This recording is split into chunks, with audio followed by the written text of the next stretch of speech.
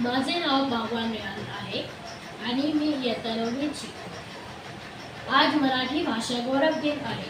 मराठी ही आपली मातृभाषा आहे.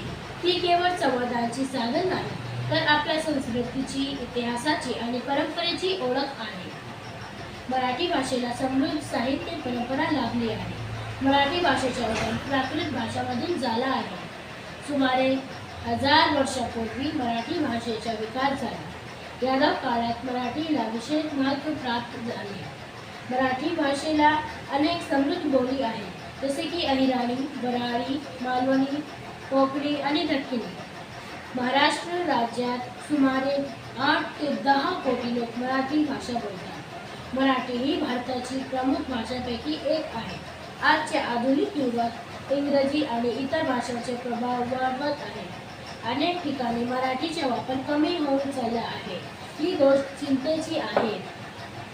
जर आपल्या मातृभाषेचा अभिमान बाळगला नाही तर भविष्यात तिचे अस्तित्व धोक्यात येऊ शकते. धन्यवाद.